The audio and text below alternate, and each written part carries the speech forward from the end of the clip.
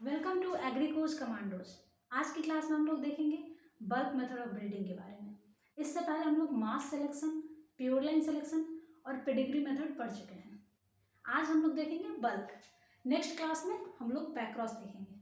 देखिए, कभी भी हम लोग जब हाइब्रिडाइजेशन करते हैं तो फिर F2 से जो सेग्रीगेटिंग जनरेशन होता है उसको हैंडल करने के 3 तरीके होते हैं। या तो हम लोग पेडिग्री से हैंडल कर सकते हैं, उसको F2 के बाद फर्दर जनरेशन हम लोग पेडिग्री के मेथड से ले जा सकते हैं, या फिर बल्क मेथड से ले जा सकते हैं, या फिर बैक क्रॉस से ले जा सकते हैं। पेडिग्री हम लोग पहले पढ़ चुके हैं, आज हम लोग बल्क का पढ़ेंगे और नेक्स्ट क्लास में हम लोग बैक क्रॉस मेथड पढ़ेंगे। तो देखो, बल्क मेथड ऑफ ब्रीडिंग, इसको मास मेथड या फिर पॉपुलेशन मेथड भी बोलते हैं। अभी हम ये डिस्कस करेंगे कि ये सब नाम इसको क्यों पड़ा। पहले ये देखते हैं कि बल्क मेथड सबसे पहले निल्सन एहले साहब ने यूज किया था 1908 में। निल्सन एहले ने एक और काम किया था, उन्होंने मल्टीपल फैक्टर हाइपोथेसिस दिया था। जब वो वीट और ओट्स पे स्टडी कर रहे थे तो 1908 में ही मल्टीपल फैक्टर हाइपोथेसिस दिया था, और इन्होंने स्वेलोव एक्सपेरिमेंट स्टेशन जो स्वीडन में है वहां पे सबसे पहले बल्क मेथड यूज किया था। अब देखो, बल्क इसको इसलिए बोलते हैं क्योंकि जैसे कि बाकी ब्रीडिंग मेथड्स में हम लोग देखते हैं वहां पे हर बार हम किसी ना किसी तरह का सिलेक्शन करते हैं, लेकिन बल्क मेथड ऑफ ब्रीडिंग में हम लोग कभी भी सिलेक्शन नहीं करते हैं। सिलेक्शन करेंगे लेकिन एक पॉइंट आने के बाद, यानी होमोजाइगोसिटी आने के बाद, F8, F9, F10 के बाद। लेकिन तब तक, जब तक हम लोग ये ना कह लें कि थ्योरेटिकली ये अप टू होमोजाइगस हो गया होगा, थोड़ा बहुत सेग्रीगेटिंग होगा लेकिन लगभग होमोजाइगस हो चुका है, तब तक हम लोग इसमें कोई सिलेक्शन नहीं करते हैं और ऐसे ही हर बार ग्रो करते जाते हैं बल्किंग करके। इसीलिए इसको बल्क मेथड कहा गया है और इसमें पूरा ही पॉपुलेशन रखते हैं, इसलिए इसको मास मेथड या पॉपुलेशन मेथड भी कहा जाता है। अब देखो, इसके हम लोग सबसे पहले कुछ एप्लीकेशंस देख लेते हैं।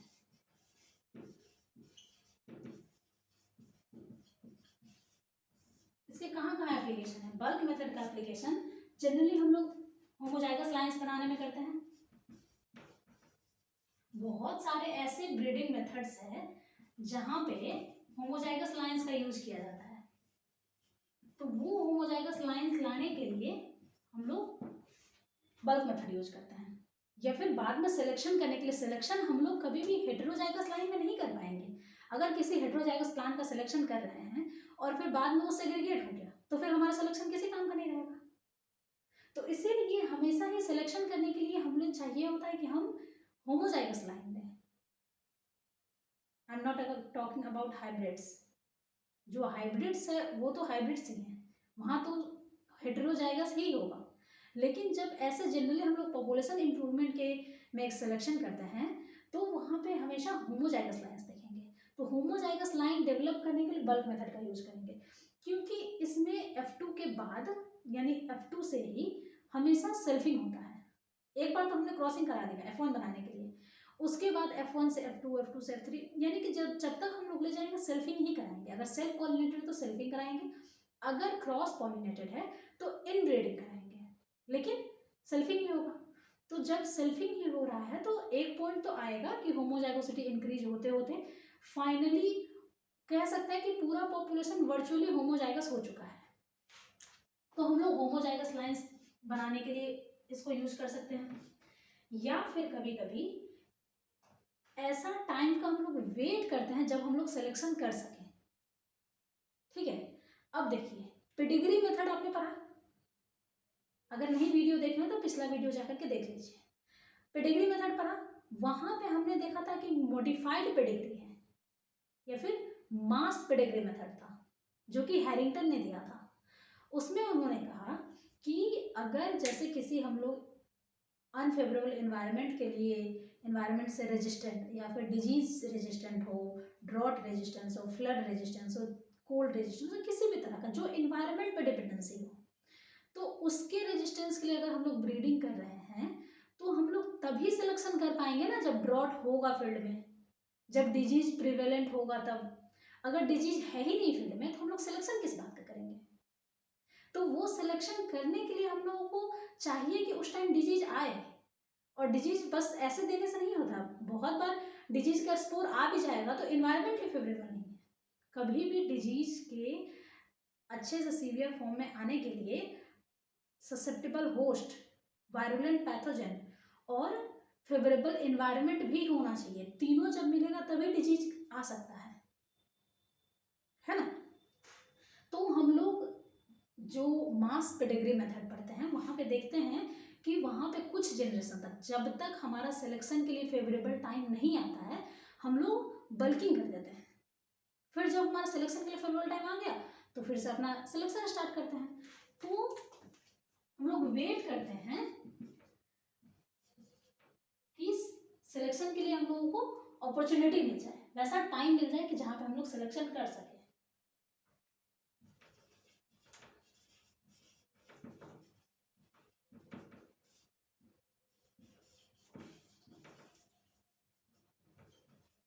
ठीक है, अब एक और काम हो सकता है, ये तो हो गया कि होमोजाइगस लाइन बनाए, या फिर हम लोग खुद सिलेक्शन के लिए उस टाइम ढूंढ रहे हैं कि अभी नहीं, अभी चलो फेवरेबल इन्वायरमेंट नहीं है, अभी सिलेक्शन नहीं कर सकते, ड्रॉट है ही नहीं फील्ड में, तो फिर ड्रॉट रेजिस्टेंट लाइन का सिलेक्शन कैसे कर पाएंगे, है ना।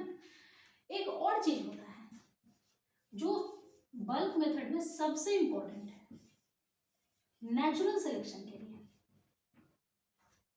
अब देखिए, कभी भी हम लोग जब सिलेक्शन करते हैं वो आर्टिफिशियल सिलेक्शन है, लेकिन जो इन्वायरमेंट सिलेक्शन करता है, जो नेचर सिलेक्शन करता है, हम लोग वहां कोई सिलेक्शन नहीं करते, हम लोग जस्ट ग्रो करते जाते हैं।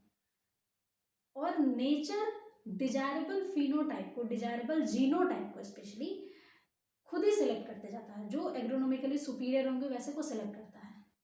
इसमें भी बहुत कॉन्ट्रास्टिंग फैक्ट्स हैं, वो हम लोग बात करेंगे, उसके बारे में भी बात करेंगे। लेकिन ऐसे जनरली देखिए कि नेचुरल सिलेक्शन हमेशा ही, अगर कोई पॉपुलेशन नेचुरल सिलेक्शन से इंप्रूव होकर के आया है तो वो इन्वायरमेंटली ज़्यादा स्टेबल होगा, क्योंकि नेचर ने उसको चुना है। हम लोग चुने होंगे तो हो सकता है कि वो नेचर के अगेंस्ट होगा वो कैरेक्टर, लेकिन नेचर जो चुनेगा वो ज़्यादा स्टेबल होगा, ये तो फिक्स है। ईल्ड ज़्यादा आएगा या नहीं ये फिक्स नहीं है, लेकिन स्टेबल ज़्यादा होगा ये फिक्स है। किसी भी डिजीज, कोल्ड या फिर ड्रॉट, फ्लड से रेजिस्टेंस उसमें ज़्यादा होगा ये फिक्स है। तो हम लोग नेचुरल सिलेक्शन होने का इंतजार करते हैं, और नेचुरल सिलेक्शन सिर्फ बल्क मेथड में ही होता है ना। और इसीलिए इसको हम लोग evolutionary method of plant breeding बोलते हैं, क्योंकि यहाँ हम लोग इवोल्यूशन होने दे रहे हैं। नेचुरल सिलेक्शन में इवोल्यूशन हो रहा है ना, तो इसीलिए इसको evolutionary method of plant breeding में बोलते हैं।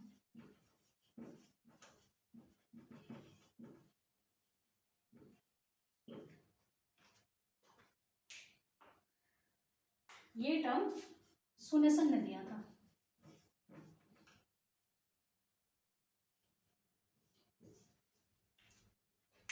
अब देखिए, अब हम लोग आते हैं इसके प्रोसीज्योर पे कि बल्क मेथड के क्या प्रोसीज्योर है, कैसे हम लोग बल्क मेथड से वैरायटी डेवलप करते हैं।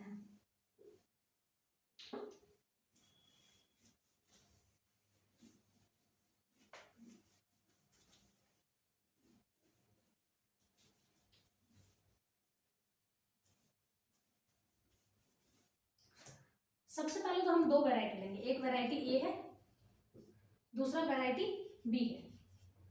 इन दोनों में क्रॉस कराएं, हाइब्रिडाइजेशन कराएंगे तभी तो बाद में सेग्रीगेशन होगा। तो दोनों में क्रॉस कराएं, आएंगे F1 आ जाएगा। F1 यानी कि फर्स्ट फीलियल जनरेशन है, फर्स्ट प्रोजेनी। अब देखो ये F1 तो हेटेरोजाइगस होगा, कंप्लीटली हेटेरोजाइगस होगा, क्योंकि ये हाइब्रिड है, दोनों के 50-50% जीनोम होंगे। अब F1 में हम लोग कराएंगे सेल्फी, तब बनेगा F2। देखो कैसे, A क्रॉस B हुआ फर्स्ट ईयर में, F1 को हम लोग फील्ड में ग्रो कर रहे हैं, इसका एक बल्क प्लॉट लगाया हुआ है, और ये बल्क प्लॉट हमेशा ही, सॉरी बल्क प्लॉट नहीं होगा, ये स्पेस प्लांटिंग करेंगे। स्पेस प्लांटिंग इसलिए हम लोग करते हैं ताकि हम लोगों को F1 सीड ज़्यादा अमाउंट में और हेल्दी सीड मिल सके। स्पेस प्लांटिंग उसको पूरा सफिशिएंट स्पेस मिलेगा ताकि वो जितना न्यूट्रिएंट चाहे ले सके, उसको न्यूट्रिएंट का, वाटर का, या जो भी उसको रिसोर्सेज चाहिए वो उसको कंप्लीटली फर्टिलाइजर्स का मिल सके कि जितना अच्छा ग्रो हो सके। नंबर ऑफ सीड्स ज़्यादा हो, नंबर ऑफ स्पाइक्स ज़्यादा हो, या फिर सीड का साइज ज़्यादा हो, हम लोगों को बेस्ट सीड वहाँ पे लेना है। ठीक है, तो हम लोग इसलिए इन्वायरमेंटल सपोर्ट दे रहे हैं, तो स्पेस प्लांटिंग कर देंगे वहाँ पे। उसके बाद जो भी सीड आएगा उसको हम लोग बल्क में हार्वेस्ट कर लेंगे।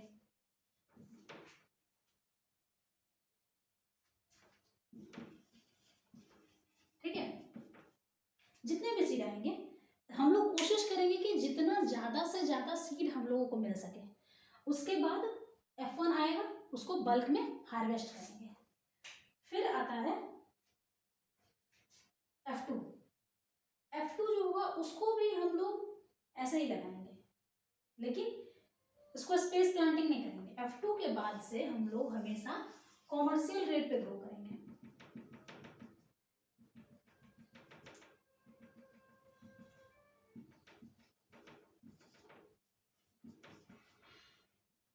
जो उस क्रॉप का कॉमर्शियल रेट होगा, रो टू रो स्पेसिंग या प्लांट टू प्लांट स्पेसिंग, उसी रेट से हम लोग इसको सोइंग करेंगे। F2। और ये भी देखेंगे कि जब ये मैच्योर होगा तो फिर इसको बल्क में हार्वेस्ट कर लेंगे। ठीक है, सेल्फ पॉलिनेटेड क्रॉप है तो सेल्फिंग तो हो ही रहा है। फिर से F3 आएगा। F3 में भी यही करेंगे, कॉमर्शियल रेट से ग्रो करेंगे और फिर बल्क में हार्वेस्ट कर लेंगे। फिर आएगा F4।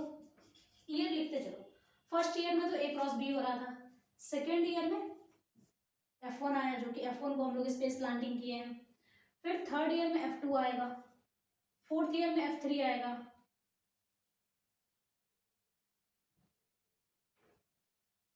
फिर फिफ्थ ईयर में F4 आएगा।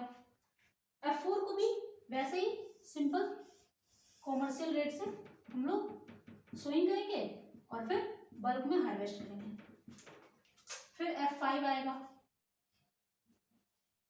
उसको भी हम लोग ऐसे ही सेम कॉमर्शियल रेट पे सोइंग करेंगे और बल्क में हार्वेस्ट करेंगे। फिर F6 आएगा, उसके साथ भी यही होगा, कॉमर्शियल रेट से ग्रो करेंगे और फिर बल्क में हार्वेस्ट करेंगे। ये कर क्या रहे हैं हम लोग? कुछ नहीं कर रहे हैं, ना सिलेक्शन कर रहे हैं, ना प्लांट टू प्रोजेनी रो लगा रहे हैं, कुछ भी नहीं कर रहे हैं।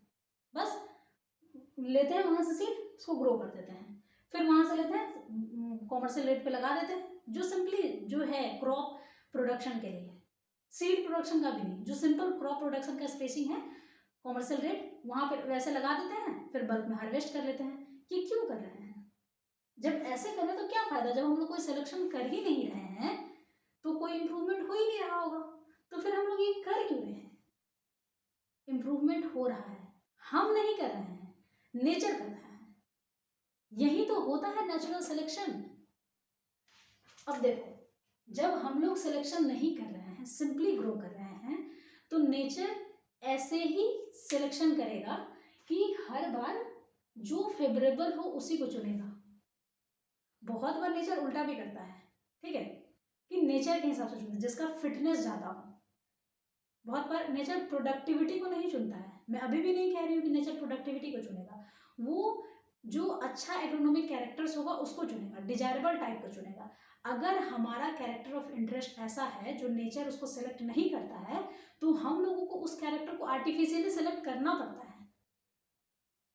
जैसे कि अगर हम लोग वीट या राइस की ड्वार्फ और टॉल प्लांट्स को देखेंगे, ठीक है, ड्वार्फ या सेमी ड्वार्फ है एक साइड और एक टॉल है, अगर इस दोनों में कंपटीशन होगा तो कभी भी ड्वार्फ प्लांट जो होगा वो अच्छा कॉम्पिटिटर नहीं हो सकता है। अगर मिक्स्ड है, यहाँ पे तो सब कुछ मिक्स्ड है ना, जब बल्क करके हम लोग सोइंग कर रहे हैं तो मिक्स्ड पॉपुलेशन है, तो वैसे में कभी भी ड्वार्फ प्लांट जो होगा वो compete नहीं कर सकता है अच्छे से, वो पुअर कॉम्पिटिटर होगा। तो अगर हम लोग ड्वार्फ वेराइटी बना रहे हैं तो वहां पे हम लोगों को आर्टिफिशियल सिलेक्शन से टॉल प्लांट्स को रिमूव करना होगा, रॉगिंग करना होगा। ऐसे ही कुछ कैरेक्टर्स हैं जिनका हम ह्यूमन को आर्टिफिशियल सिलेक्शन करना पड़ता है even during the bulk method. तो ऐसे तो ये बल्किंग बहुत जनरेशन तक होता है, लेकिन जनरली F6 या F7 या कभी कभी F8 जनरेशन तक करते हैं, क्योंकि इसके बाद हम लोग मानते हैं कि ये वर्चुअली होमोजाइगस हो चुका है। ठीक है, 100% नहीं, बट फिर भी अगर 99%, 99.6%, 99.7% ऐसे अगर होमोजाइगस प्लांट्स है तो फिर हम लोग इसके बाद फर्दर सिलेक्शन में जा सकते हैं। तो ये हो गया, F6 तक हम लोग आए कॉमर्शियल रेट पे और बल्क में ग्रो करके। ठीक है, यहाँ पे एक और पॉइंट मैं बताना चाहती हूँ। देखो F2 के बाद से ये कॉमर्शियल रेट और बल्क चल रहा है इसका, लेकिन अगर हम लोग कोई रेजिस्टेंस ब्रीडिंग कर रहे हैं, अगर किसी डिजीज के लिए रेजिस्टेंस अपना रहे हैं या फिर ड्रॉट के लिए रेजिस्टेंट अपना रहे हैं, तो अगर उसके लिए रेजिस्टेंस ले रहे हैं तो हम लोग भले ही आर्टिफिशियल सिलेक्शन नहीं करेंगे, लेकिन आर्टिफिशियल कंडीशन क्रिएट कर देते हैं। हो सकता है कि वहाँ पे नेचुरल हो, नेचुरली वहाँ पे उस रिसोर्सेज वैसा नहीं है, हो सकता है वहाँ डिजीज प्रिवेलेंट नहीं है, तो हम लोग अपने तरफ से आर्टिफिशियली वहाँ पे डिजीज का जो स्पूर है उसको स्प्रे करवा देंगे।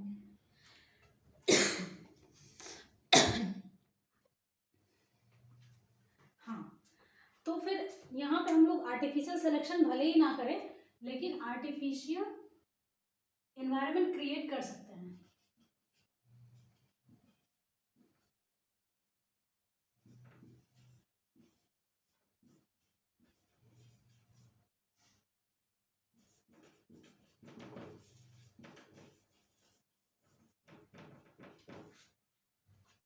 अब देखिए, जब अगर किसी डिजीज का, जैसे मैं बता रही थी कि डिजीज के लिए हम लोग रेजिस्टेंस ब्रीडिंग कर रहे हैं, तो उस डिजीज का जो स्पोर होगा वो स्प्रे करवा देंगे, ताकि, और कुछ ससेप्टेबल प्लांट्स भी लगाएंगे वहाँ पे, अगर वही है तो हम लोग साइड में बॉर्डर रो पे लगा देंगे या कुछ, ताकि वहाँ पे डिजीज स्प्रेड हो जाए इजीली।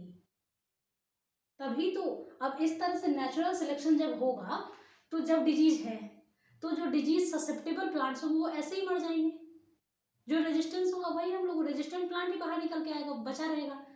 तो वहां पे नेचुरल सिलेक्शन वर्क करता है।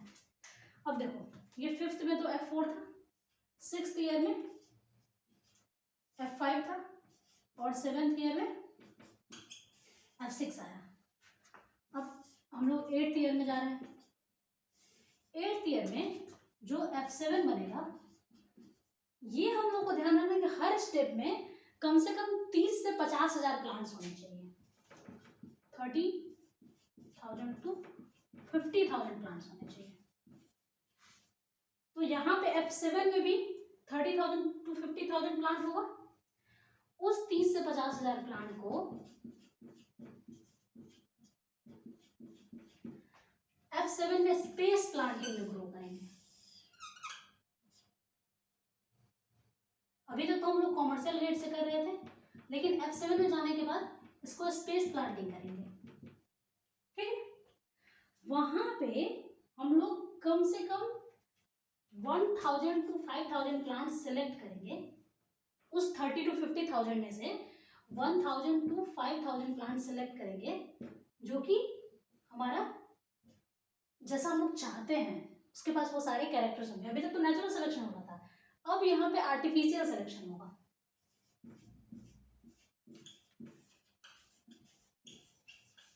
जिसके पास डिजायरेबल कैरेक्टर्स हो। ठीक है, अब ऐसे प्लांट्स को सेलेक्ट करने के बाद उसको सेपरेटली हार्वेस्ट करेंगे, उसके ईयर्स को। अभी तक तो बल्क में हार्वेस्ट कर रहे थे, यहाँ पे सेपरेटली हार्वेस्ट करेंगे।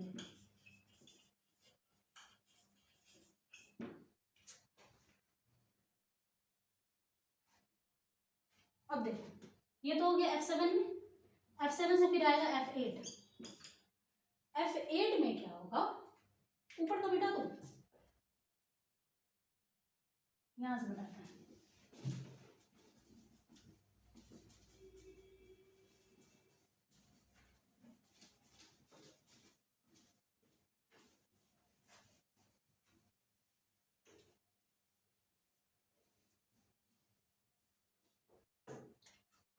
यहाँ पे आ रहा है F8।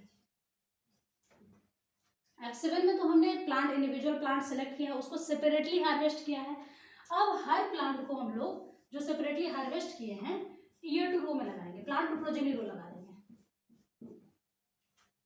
उस प्लांट टू प्रोजेनी रो में जो जो प्लांट सेग्रीगेशन करेगा उसको तो सबसे पहले डिस्कार्ड कर देंगे, क्योंकि अभी तक हम लोग होप कर रहे थे कि होमोजाइगोसिटी आ चुका होगा, तो हम लोग तो होमोजाइगस चाहिए। होमोजाइगस अगर नहीं आए, किसी वजह से अगर सेग्रीगेट कर रहा है कोई प्लांट, उसको हम लोग पहले डिस्कार्ड कर देंगे। इसके अलावा जो इन्फीरियर प्लांट्स होगा, जो पूरा प्रोजेनी रोज इन्फीरियर होगा, उसको भी हम लोग रिजेक्ट कर देंगे। इसमें से हम लोग जो सुपीरियर प्लांट्स होंगे उसको सिलेक्ट करेंगे। अप्रोक्स 100 to 300 प्रोजेनी को सिलेक्ट करेंगे।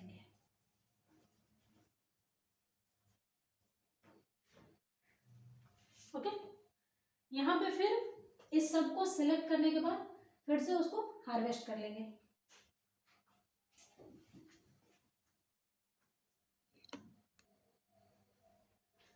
फिर F8 में जब हम लोग प्लांट प्रोजेनी रो लगा रहे हैं, वो तो या तो सिंगल रो में लगा सकते हैं या फिर मल्टीपल रो में भी लगा सकते हैं। मैंने पिछले क्लास में कहा था मल्टीपल रोज में कैसे लगाते हैं, ठीक है।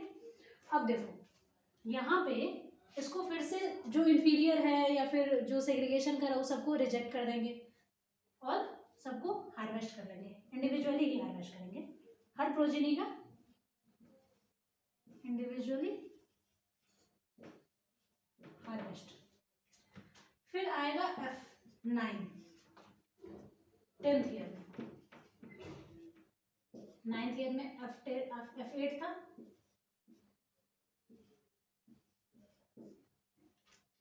यहाँ पे हम लोग इसको प्रीलिमिनरी यील्ड ट्रायल में ले जाएंगे।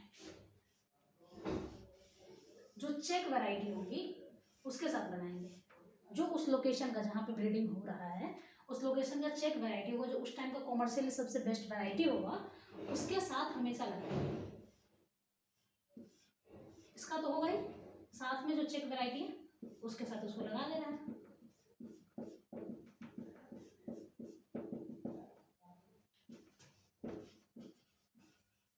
प्रीलिमिनरी यील्ड ट्रायल हमेशा ही 1 साल का होता है, ये देखने के लिए कि उस लोकेशन का वो जो सबसे अच्छा वैरायटी अभी है उससे अच्छा है या नहीं। क्योंकि फार्मर कभी भी अभी के टाइम में अगर कोई ऑप्ट कर चुका है, अगर उसको फ्यूचर में हम लोग उससे कम ग्रो होने वाला, कम यील्डिंग वैरायटी देंगे तो वो कभी नहीं लेगा। तो हमेशा ये देखा जाता है कि जो अभी के टाइम का जो बेस्ट वैरायटी है मार्केट में उससे अच्छी वैरायटी बनाए, तो इसलिए हम लोग प्रीलिमिनरी यील्ड ट्रायल करेंगे। फिर F10 से F12 तक लगभग 3 साल के लिए, 3 से 5 साल के लिए होता है, लेकिन जनरली हम लोग 3 साल के लिए करते हैं। 10th to 12th जनरेशन तक हम लोग इसको मल्टी लोकेशनल यील्ड ट्रायल में ले जाएंगे।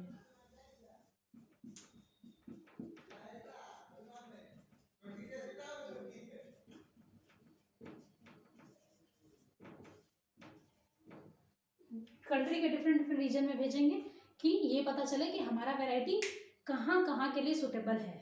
अगर कोई ऐसा वैरायटी है बहुत अच्छा है जो पूरे कंट्री में अच्छा कर रहा है और वहाँ के चेक से अच्छा है, तो फिर उसको पूरे कंट्री के लिए रिलीज किया जाएगा। लेकिन 12वें साल तक लगभग पता चल जाएगा कि कौन कहाँ के लिए है। अगर नहीं है, ये कहीं भी नहीं है, तो फिर कहीं के लिए रिलीज नहीं होगा। तो फिर 3 साल के लिए अप्रॉक्स उसको मल्टी लोकेशनल यील्ड ट्रायल में भेजा जाता है। 10 हो गया, 11 to 13th ईयर तक। फिर जब यहां से कोई वैरायटी रिलीज होगा, जो प्रॉमिसिंग लाइन होगा उसको एज ए वैरायटी रिलीज कर दिया जाएगा। वो फिर 1 या 2 साल के लिए डिस्ट्रीब्यूशन में जाएगा, मल्टीप्लीकेशन एंड डिस्ट्रीब्यूशन में। पहले ब्रीडर को बोला जाएगा कि ठीक है भाई आप मल्टीप्लिकेट कर लीजिए जितना भी मल्टीप्लिकेशन, ताकि फार्मर्स में डिस्ट्रीब्यूट कर सके, और उसके बाद फिर डिस्ट्रीब्यूशन होगा।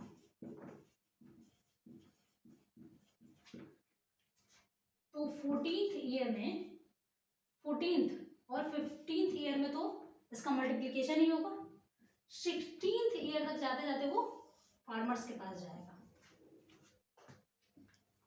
नहीं लग रहा है? बाकी सारे मेथड्स के कंपैरिजन में इसमें बहुत ज़्यादा टाइम लग रहा है, और यही रीजन है कि ये वैरायटी बहुत ही कम लोग ऑप्ट करते हैं, बहुत कम ब्रीडर्स इसको यूज करते हैं। और भी कुछ इसके मेरिट्स और डिमेरिट्स है, वो हम लोग देखते हैं अभी, लेकिन ये रहा इसका पूरा प्रोसीजर। अब देखो, हमने इसमें देखा था कि F1 के बाद, जब से F1 जब ग्रो हो गया है उसके बाद से F6 तक हर बार सेपरेटली नहीं, हर बार बल्क में हार्वेस्ट करते हैं, कोई सिलेक्शन नहीं करते हैं और बल्क में हार्वेस्ट करते हैं, फिर से सोइंग करते हैं, फिर से बिना सिलेक्शन के ही बल्क में हार्वेस्ट करते हैं, यानी कि नेचुरल सिलेक्शन को ऑपरेट कर रहे हैं। लेकिन कभी कभी ऐसा होता है, जो मॉडिफाइड बल्क है उसमें ये होता है कि अर्ली जनरेशन से ही F1 या फिर F1 में नहीं, सॉरी F2 से ही सेग्रीगेशन होता है और वहीं से सिलेक्शन स्टार्ट हो जाता है, अर्ली जनरेशन से ही सिलेक्शन स्टार्ट करते हैं, ठीक है। और इसमें तो F7 में आकर के इंडिविजुअल प्लांट प्रोजेनेटर 7th के बाद लगा रहे हैं, लेकिन जो मॉडिफाइड होता है उसमें F5 जनरेशन से ही प्लांट प्रोजेनेटर लगाते हैं, क्योंकि वो F2 के बाद से सिलेक्शन स्टार्ट कर देते हैं, नेचुरल नहीं, वहां पे आर्टिफिशियल सिलेक्शन होता है। बल्किंग के लिए टाइम दिया जाता है, लेकिन आर्टिफिशियल सिलेक्शन करते हैं कि बल्क हो रहा है, लेकिन अगर हमारा कैरेक्टर ऐसा है जो नेचर उसको सपोर्ट नहीं करेगा, नेचर में वो सेलेक्ट नहीं होगा, जैसे कि मैंने एक एग्जांपल बताया कि जो ड्वार्फ हाइट का वीट या राइस होगा वो कभी भी टॉल हाइट वाले के साथ compete नहीं कर पाएगा, तो हमेशा ही नेचर में सिलेक्शन टॉल प्लांट का ही होगा, टॉल जो वेराइटीज होंगी या टॉल प्लांट होगा सेग्रीगेशन में वीट राइस का, उसी का सिलेक्शन होगा। तो लेकिन हम लोगों को तो बनाना है ड्वार्फ या सेमी ड्वार्फ, तो इसलिए हम लोगों को टॉल प्लांट को पहले से फील्ड से रॉग आउट कर देना होता है, ठीक है। तो इसलिए हम लोग इसका जो मॉडिफाइड मेथड यूज करते हैं उसमें आर्टिफिशियल सिलेक्शन करते हैं, और ऐसे भी हम लोग उसमें आर्टिफिशियल कंडीशन क्रिएट कर देते हैं, आर्टिफिशियल डिजीज इपीफाइटोटिक्स या फिर आर्टिफिशियल ड्रॉट कंडीशन कॉज करते हैं, पानी थोड़ा कम देंगे, पूरे क्रॉप सीजन में 1 या 2 बार ही पानी देंगे इस तरह से, या फिर अगर हम लोग अर्ली मैच्योरिटी के लिए ब्रीडिंग कर रहे हैं, तो जब पूरे फील्ड का कोई एक पर्टिकुलर पोर्शन ही राइपन हुआ है या फिर मैच्योर हुआ है, उसी टाइम में हार्वेस्ट कर लेंगे। अगर खेत में हम लोग देखेंगे 20% प्लांट ही मैच्योर हुआ है, उसी टाइम में हार्वेस्ट कर लेंगे, तो जो 20% प्लांट पहले मैच्योर हुआ है वो अर्ली मैच्योरिंग हुआ ना, उसमें से भी अगर अगली बार सिलेक्शन करें तो फिर से जो 20% पहले मैच्योर होगा उसी का सिलेक्शन करेंगे। तो इस तरह से हम लोग अर्ली मैच्योरेशन के लिए सेलेक्ट कर रहे हैं, लेकिन होने दे रहे हैं, बाकी सब कुछ उसका सिलेक्शन नहीं कर रहे हैं, बाकी सब कुछ उसका ईल्ड का सिलेक्शन ये सब कुछ नेचर पे छोड़ दे रहे हैं। ऐसे कैरेक्टर्स जिसको नेचर सपोर्ट नहीं करता या नेचर जिसके अगेंस्ट में सिलेक्शन करता है, वैसे का आर्टिफिशियल सिलेक्शन हमें करना पड़ता है, ठीक है। अब हम लोग इसका देखते हैं कि क्या मॉडिफिकेशंस इसमें किया जाता है और ड्यूरेशंस क्या होता है। अब देखो, जनरली बल्क मेथड में हमने कहा कि F6 जनरेशन तक बल्किंग की, राइट। तो ऐसे बल्क को हम लोग शॉर्ट टर्म बल्क्स बोलते हैं। Generally short term bulk use किया जाता है जो होमोजाइगोसिटी लाने के लिए। इसमें नेचुरल सिलेक्शन बहुत ज्यादा इफेक्टिव नहीं होता है, नेचुरल सिलेक्शन तभी इफेक्टिव होगा जब होमोजाइगस बन चुका है। होमोजाइगस तो 7-8 साल तो ऐसे ही होमोजाइगस बनने में लग गया प्लांट को, तो 7-8 साल बाद जो सिलेक्शन होगा नेचुरल सिलेक्शन, तब ना वहां पे नेचुरल सिलेक्शन इफेक्टिव होगा। तब फिर बात आती है लॉन्ग टर्म बल्क्स की। Short term bulk generally 6 to 10 years का होता है, अगर 6 से 10 साल तक हम लोग बल्क कर रहे हैं तो फिर उसको शॉर्ट टर्म बल्क्स बोलते हैं। लेकिन कभी कभी हम लोग बहुत ही लंबा टाइम के लिए बल्किंग करते हैं, जब नेचुरल सिलेक्शन बहुत अच्छे से उस टाइम में हो पाता है, मतलब सिर्फ 10 साल ही नहीं, 10 के 20 साल 25 साल 30 साल अप टू 30 ईयर्स तक जाता है।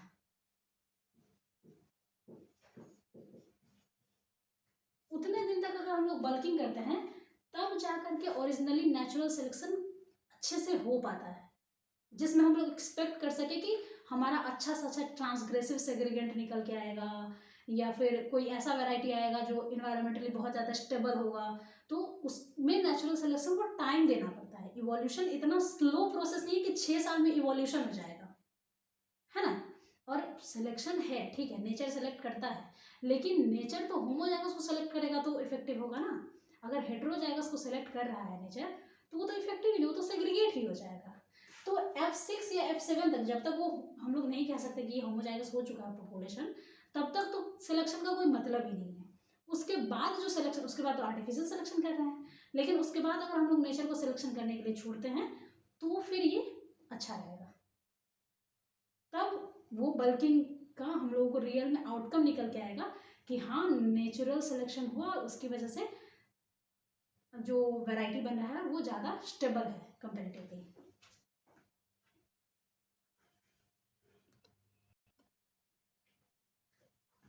अब देखो बल्किंग के टाइम में नेचुरल सिलेक्शन कैसे होता है और किस तरह से ऑपरेट होता है, ये हम लोग देखते हैं। इसमें दो चीज हो सकता है, या तो हम लोग वेराइटल मिक्सचर में देखें कि कैसे नेचुरल सिलेक्शन हो रहा है। अगर बहुत सारे वेराइटीज का हम लोग मिक्सचर रख देंगे तो फिर हम लोग वहां पे ध्यान देंगे कि यहाँ पे नेचुरल सिलेक्शन कैसे हो रहा है, या फिर हाइब्रिड पॉपुलेशन में कैसे हो रहा है। जब हाइब्रिडाइजेशन किए उसके बाद जो पॉपुलेशन बन रहा है वो किस तरह से सेग्रीगेट कर रहा है, या किस तरह से सेल्फिंग करने के बाद आगे होमोजाइगोसिटी को इंक्रीज कर रहा है। सबसे पहले देखते हैं वेराइटल मिक्सचर में। अब देखिए वेराइटल मिक्सचर में अगर हम लोग बहुत सारे वेराइटीज को मिक्स करके एक मिक्स्ड प्लॉट में लगा देते हैं तो वहां पे जनरली हम लोग देखते हैं कि 2-3 वेराइटीज ऐसी होती हैं जो डोमिनेट करती है, बाकी सारी वेराइटीज नहीं अच्छा कर पाती, और फिर हम लोग समझते हैं कि जो डोमिनेट करी उसका नेचुरल सिलेक्शन हुआ है, या फिर वो नेचुरली ज्यादा फिट है इसलिए नेचर ने इसको सेलेक्ट किया है। ठीक है, तो इसमें हम लोग देखते हैं कि जब वेराइटल मिक्सचर में से नेचुरल सिलेक्शन हो करके आता है तो जो जीनोटाइप होता है उसका, तो जेनेटिक कॉम्पोजिशन होता है वो चेंज हो जाता है।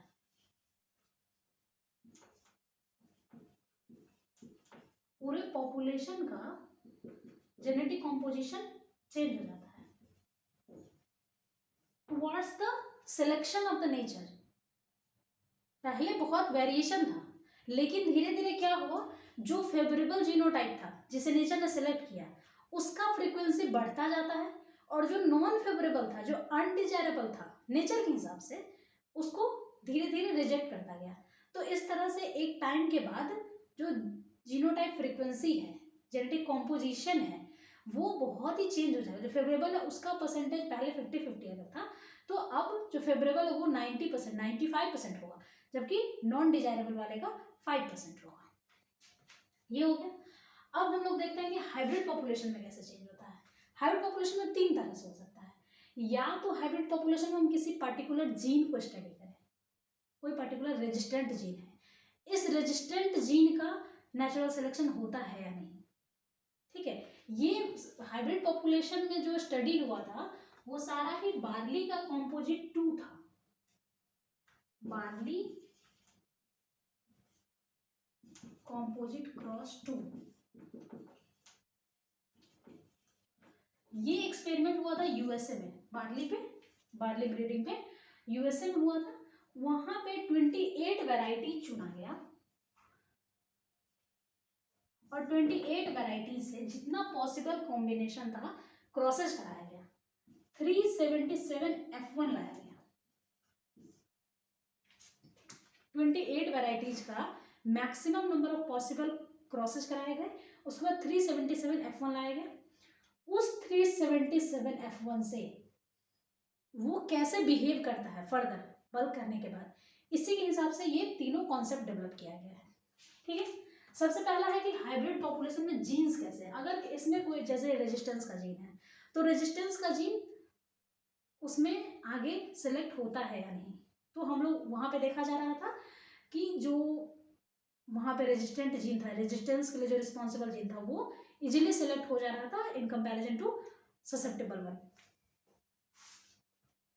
ठीक है, अब ये हुआ कि performance of hybrid population, hybrid population का परफॉर्मेंस कैसा था। यहाँ पे देखा गया कि जब हम लोग बल्किंग करने के बाद उसको सेलेक्ट करते हैं, फ्यूचर हम लोग नहीं करते, नेचर करता है, तो हमेशा ही जो हाई यील्डिंग है, हाई यील्डिंग वाला और एग्रोनॉमिकली जो सुपीरियर है,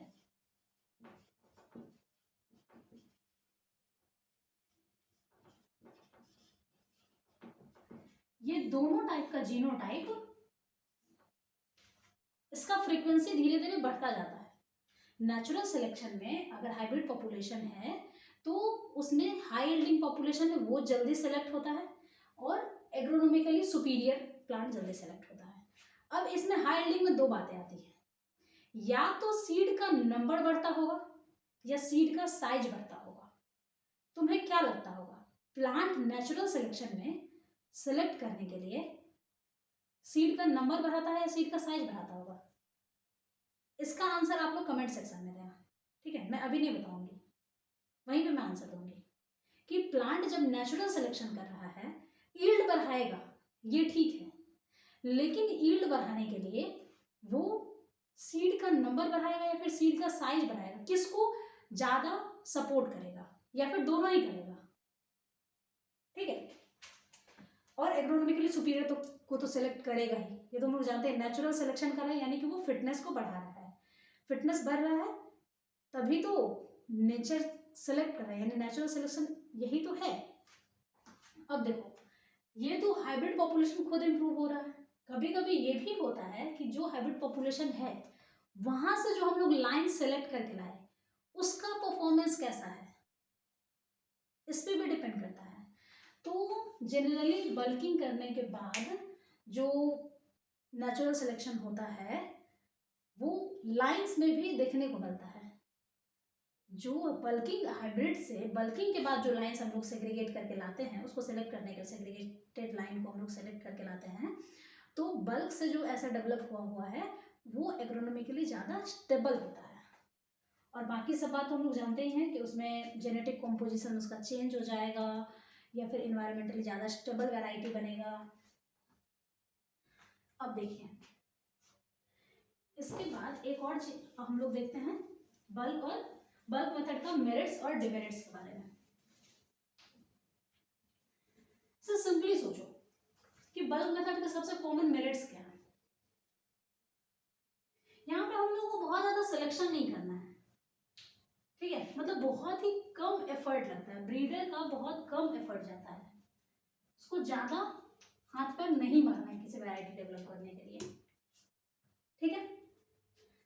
उसके बाद तो ये हो गया इनएक्सपेंसिव मेथड है, या फिर पहले मेरिट्स देख लेते हैं, ठीक है? ये सिंपल है, कन्वीनियंट है, इनएक्सपेंसिव है, ब्रीडर को ज़्यादा उसका टाइम, उसका बहुत जो एफर्ट्स है वो ज़्यादा नहीं लगता है। टाइम तो जाता है, उस पर आएंगे, टाइम वाले टॉपिक पे आएंगे। तो ये सिंपल है, ठीक है? इनएक्सपेंसिव या जो भी कह लो, ठीक है?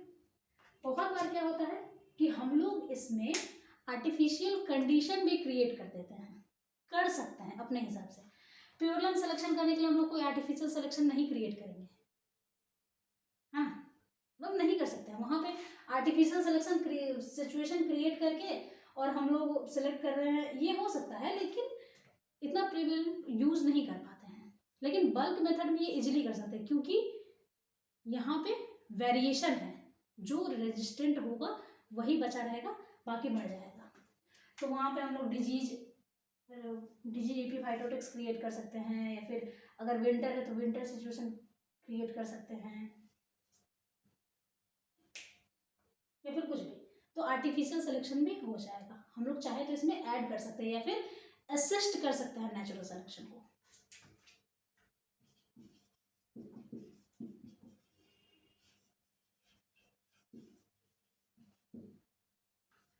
और क्या होगा कि पेडिग्री मेथड की तरह इसमें रिकॉर्ड मेंटेन नहीं करना पड़ता है। हम लोग पेडिग्री में पढ़ रहे थे कि सबसे ज्यादा टाइम तो रिकॉर्ड मेंटेन करने में जाता है और ये एक लिमिटिंग फैक्टर बन जाता है। तो यहाँ पे रिकॉर्ड मेंटेन नहीं करना पड़ता है। बहुत बड़ा पेडिग्री में होता है ना रिकॉर्ड मेंटेन, हर जनरेशन का, हर प्लांट का रिकॉर्ड मेंटेन करना पड़ता है। यहाँ पे रिकॉर्ड मेंटेन नहीं करना पड़ेगा। अब देखो इसमें क्या होता है कि जब हम लोग 6 to 7th जनरेशन तक जाते हैं तो वहाँ पे होमोजाइगोसिटी आ जाता है, उसके बाद सिलेक्शन करते हैं। तो होमोजाइगोसिटी के बाद अगर सिलेक्शन करते हो तो वो सिलेक्शन इफेक्टिव होता है। अगर F2 से ही सिलेक्शन कर रहे हैं तो वो उतना इफेक्टिव नहीं होगा। सेग्रीगेटिंग जनरेशन में सिलेक्ट करके ही क्या फायदा। F2 F7 में या F6 के बाद अगर सिलेक्शन कर रहे हैं तो तब वो लगभग होमोजाइगस हो चुका है, तो वहां पे हम लोग सेलेक्ट करेंगे तो ये ज्यादा इफेक्टिव होगा।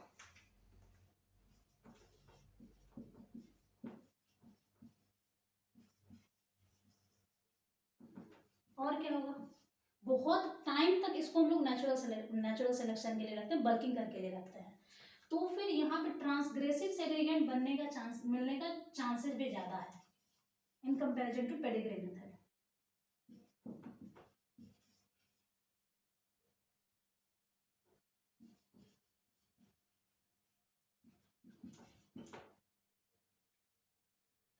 और कभी कभी इसका स्टडी हम लोग जनरली जीन्स के या जीनोटाइप्स के सर्वाइवल के स्टडी के लिए भी करते हैं।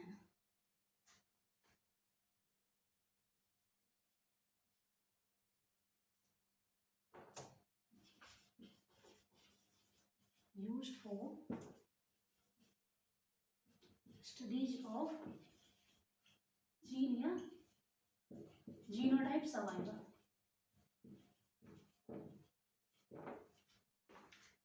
अब इसके हाँ एक और है कि बल्क मेथड में generally small grain crops use करते हैं, और इससे ये हम लोग को फायदा होता है कि हम लोग मतलब छोटे एरिया में बहुत ज़्यादा प्लांट हाई क्रॉप डेंसिटी पे लगा सकता है। Small grain crop generally high crop density में लगता है, तो वहां पे हम लोग ये यूज कर सकते हैं।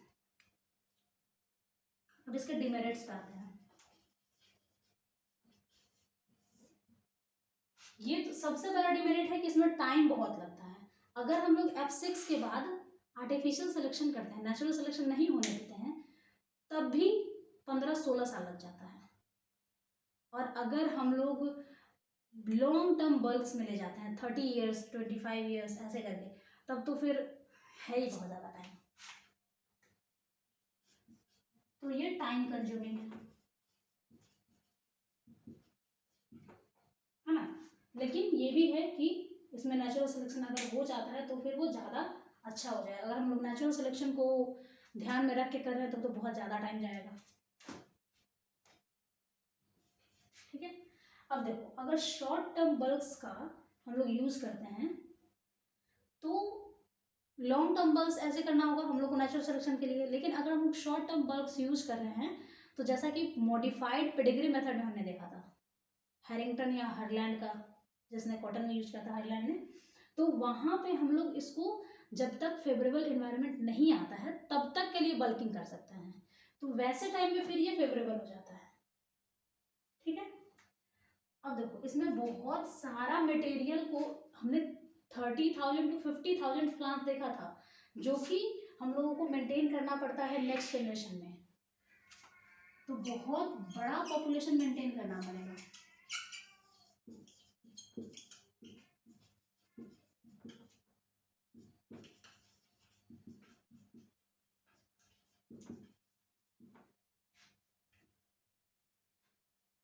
एक और बात, कभी कभी ऐसा होता है कि natural selection against the desirable character हो जाता है, और ये होता है। हम लोग जैसे कि हम लोग एक हाइट का देख रहे थे या फिर कलर का होता है, तो हम लोग हो सकता है मार्केट डिमांड हो वीट का, जैसे एम्बर कलर या वाइट कलर का, और वहाँ पे सिलेक्शन हो रहा हो रेड कलर का, तो फिर हम लोग नहीं सेलेक्ट कर पाएंगे, तो नेचुरल सिलेक्शन को नहीं कर पाएंगे। तो कभी कभी क्या होता है कि नेचुरल सिलेक्शन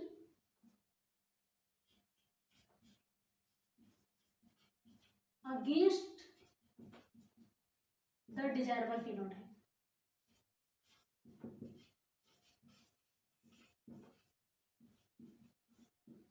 ये भी एक बहुत बड़ा ड्रॉबैक है इसका। इसमें हम लोग ऑफ सीजन क्रॉप्स या ऑफ सीजन नर्सरी भी नहीं लगा सकते हैं। अब देखो SSD में या फिर बहुत सारे ऐसे मेथड्स हैं पेडिग्री में भी जहाँ पे हम लोग जनरेशन को फास्ट करने के लिए ऑफ जनरेशन नर्सरी लगा सकते हैं, लेकिन यहाँ पे तो हम लोग इन्वायरमेंट का ही तो ध्यान रखना है कि नेचुरल सिलेक्शन हो। अगर हम लोग किसी और जगह पे ले जाकर के ऑफ सीजन नर्सरी लगा देंगे तो वहाँ पे तो इन्वायरमेंट चेंज हो जाएगा। तो जब इन्वायरमेंट चेंज हो गया तो फिर वो सिलेक्शन उस हिसाब से करने लगेगा। तो जो हमारा मेन मोटिव था कि इस पर्टिकुलर इन्वायरमेंट में नेचुरल सिलेक्शन हो, वो तो होगा ही नहीं। इन्वायरमेंट चेंज होगा तो फिर नेचुरल सिलेक्शन का जो रिदम है वो भी डिस्टर्ब हो जाएगा। तो यहाँ पे हम लोग जो ऑफ सीजन नर्सरी है या ऑफ सीजन क्रॉप्स है वो कभी भी यूज नहीं कर सकते।